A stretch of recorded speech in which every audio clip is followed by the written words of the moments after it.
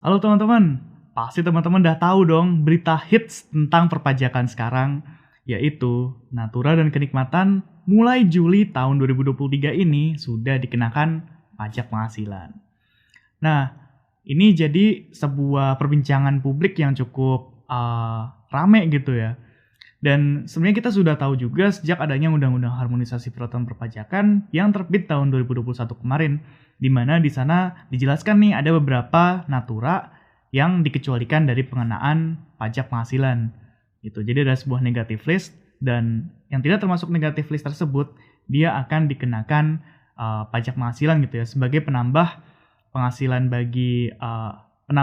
yang akan dikenakan pajak bagi penerima natura dan kenikmatan tersebut. Tetapi dari pemberi kerjanya yang memberikan fasilitas tersebut bisa menjadi biaya pengurang penghasilan bruto begitu. Jadi prinsipnya di sini adalah deductible taxable gitu ya, atau non-deductible non-taxable. Nah jadi pengecualiannya itu ada apa aja sih? Yaitu ada beberapa nih. Pertama, penyediaan makanan, minuman dan bahan makanan dan juga bahan minuman bagi seluruh pegawai. Yang kedua, natura dan atau kenikmatan di daerah tertentu. Dan yang ketiga, natura dan atau kenikmatan karena keharusan pekerjaan. Dan yang keempat, natura dan atau kenikmatan yang bersumber atau dibiayai dari APBN atau APBD atau APBDes. Nah, yang terakhir ini itu cukup membingungkan gitu ya sebenarnya. Apa sih yang dimaksud dengan natura dan atau kenikmatan dengan jenis dan atau batasan tertentu? Jadi jenis dan batasan tertentu tuh maksudnya seperti apa? Nah, baru saja kemarin di PMK 66 tahun 2023 yang baru saja terbit, di sini jelasin nih apa saja sih yang dimaksud dengan jenis dan batasan tertentu itu. Nah, jadi mari kita kulik bersama ada apa dengan pajak.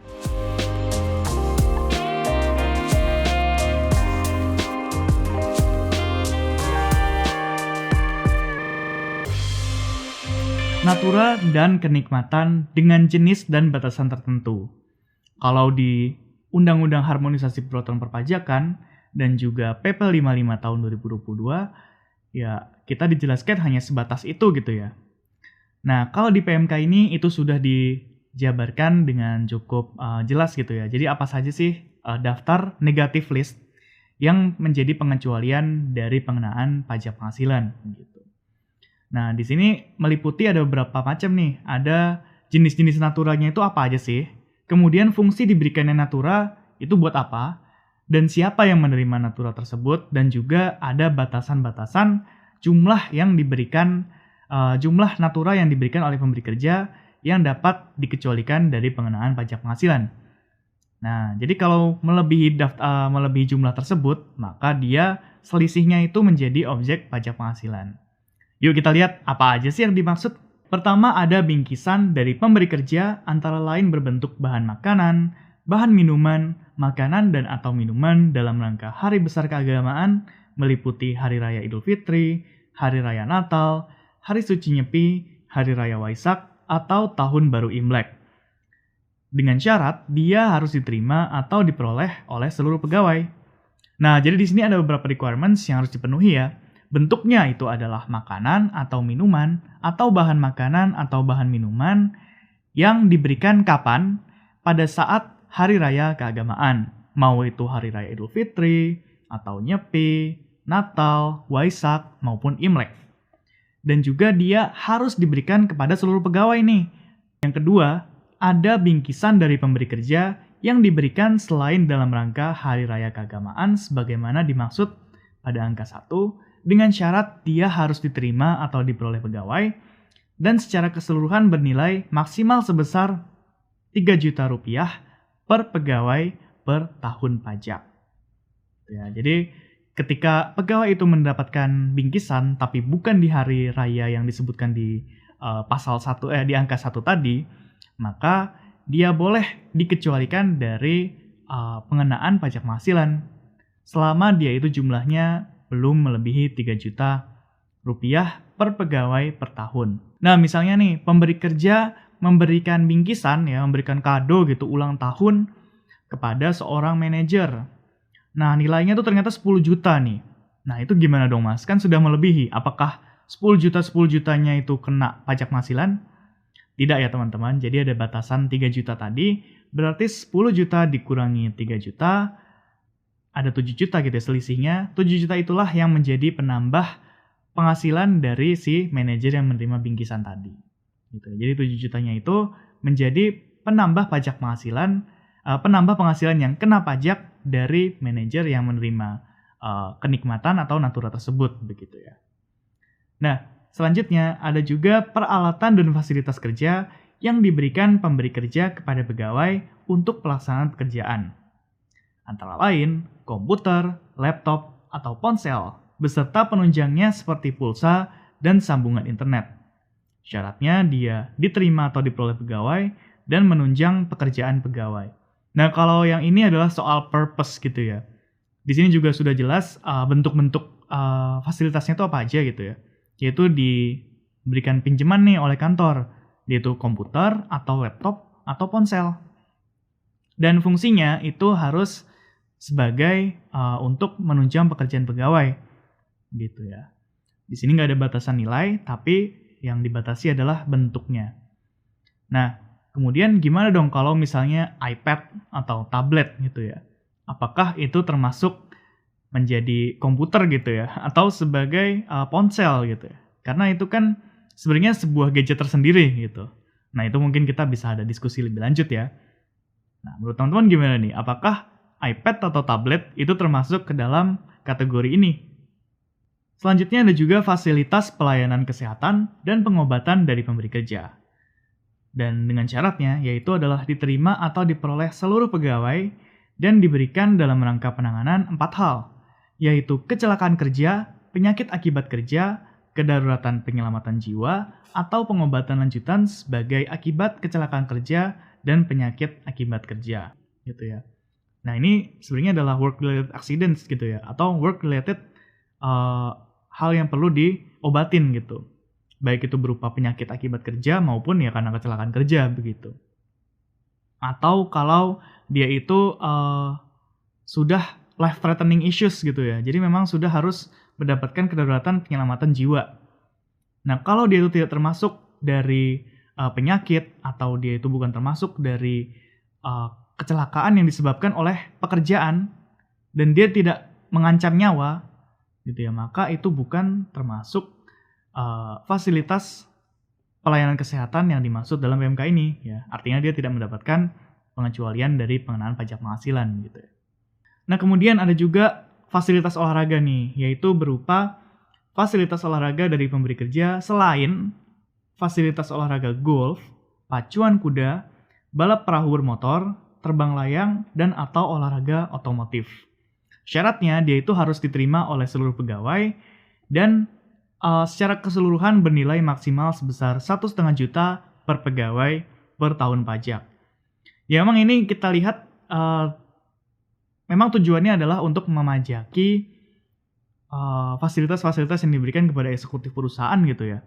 Kan jarang ya kalau ada perusahaan memberikan fasilitas golf gitu atau motorboat atau equestrian kepada pegawai yang biasa-biasa aja gitu. Ini seluruh pegawai boleh kalian ada fasilitas equestrian gitu. Jarang, biasanya hanya manajernya atau mungkin BOD-nya gitu ya. Jadi tidak untuk seluruh pegawai. Tapi yang jelas ini adalah olahraga-olahraga yang dikecualikan gitu ya. Nah, kemudian ada juga batasan maksimal nih, yaitu 1,5 juta per pegawai per tahun gitu. Ya kalau misalnya kita main bulu tangkis atau main futsal gitu, kayaknya nggak sampai segitu ya, nggak sampai 1,5 juta per tahun gitu, per pegawai lagi. Nah makanya di sini kita bisa lihat sebenarnya yang diincar itu ya adalah eksekutif dari kantor gitu ya. Nah kemudian ada juga fasilitas tempat tinggal dari pemberi kerja yang bersifat komunal atau dimanfaatkan secara bersama-sama. Antara lain berupa mes, asrama, pondokan, atau barak. Nah, ini syaratnya adalah diterima atau diperoleh pegawai, gitu ya. Jadi, tempat-tempat tinggal yang memang ditinggali bersama-sama gitu. Baik itu berupa mes, atau asrama, atau pondokan, atau barak gitu ya.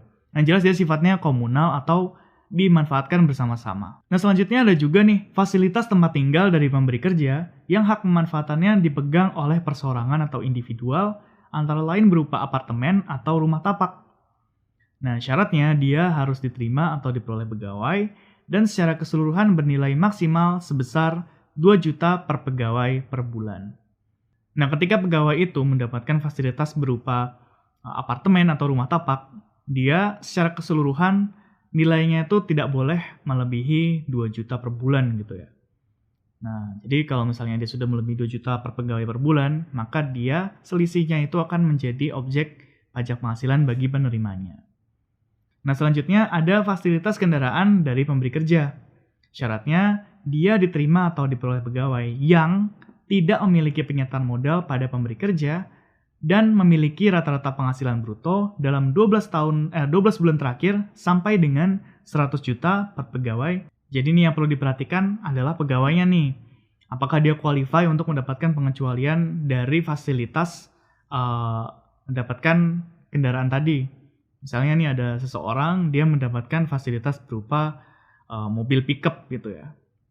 Nah, mobil pickup ini apakah menjadi penambah penghasilan atau tidak bagi penerimanya? Itu tergantung apakah penerimanya ini itu punya penyertaan modal bagi pada pemberi kerja gitu ya. Kalau ternyata ini orang punya saham nih ternyata sama pemberi kerjanya sama perusahaannya, berarti dia tidak qualify. Terus juga ada batasan maksimal penghasilan.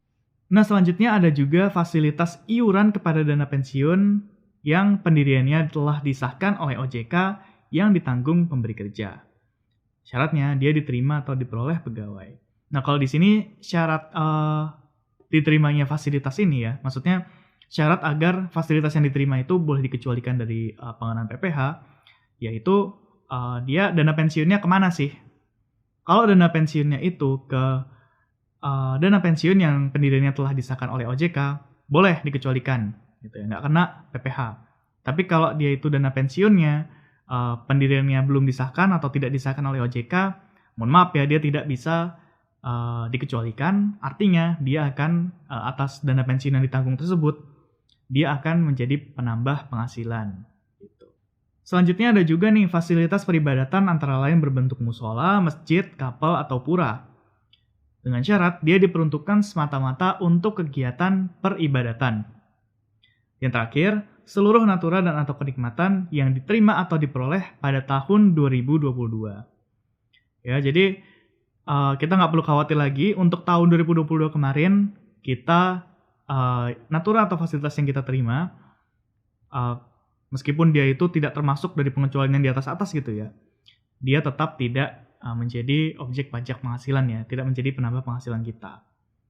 Nah, kemudian bagaimana nih dengan natura atau kenikmatan yang kita terima pada mulai 1 Januari hingga 31 Juni ini. Nah, itu mungkin kita akan bahas di video lain ya. Yang jelas itu akan tetap ditanggung sendiri oleh kita gitu ya, sebagai penerima fasilitas atau natura. Nah, jadi bukan dipotong oleh pemberi kerja, tapi kita sendiri nih yang akan menghitung dan juga membayarkannya. Nah, cara penghitungannya gimana dong? Nah, mungkin kita akan bahas di video selanjutnya ya. Terima kasih sudah menonton sampai akhir dan sampai ketemu di kesempatan berikutnya. Stay curious!